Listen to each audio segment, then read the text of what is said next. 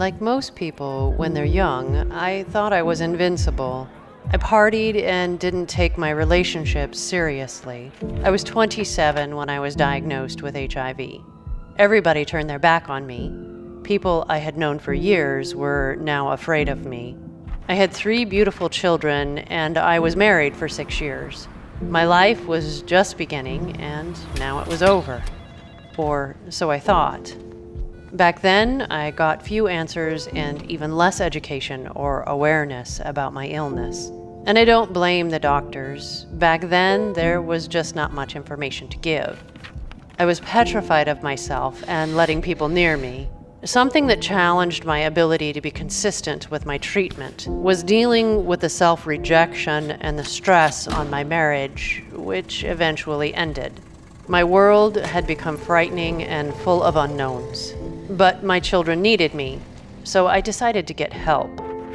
Things like depression or isolation in HIV patients were not only new to me, but to my caretakers, so I had doubts about getting help from a therapist.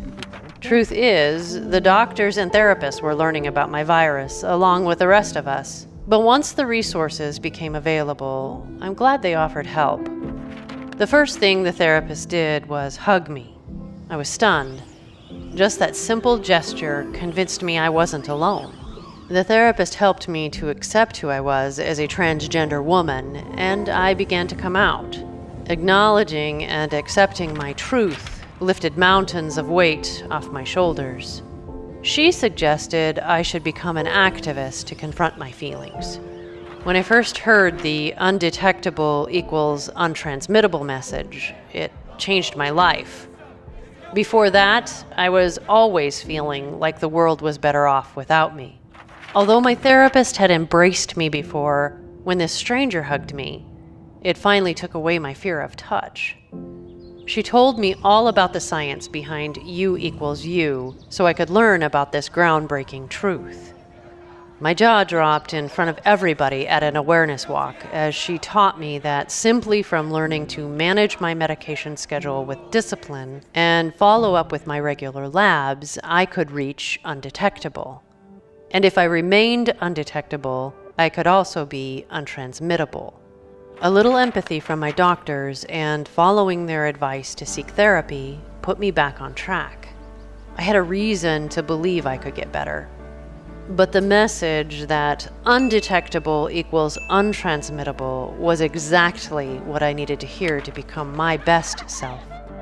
I could be a mom again. I could date again without the fear of intimacy.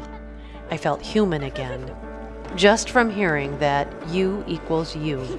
Undetectable is something I achieved by making sure I stuck to my treatments. And as for my doctors, I just have to keep up with my labs every 6 months. Staying undetectable for me is easier than ever, and it means I'm untransmittable. It means today, HIV is manageable like many other chronic conditions, and I'm no different than anyone who handles a chronic illness. In solidarity, Katie.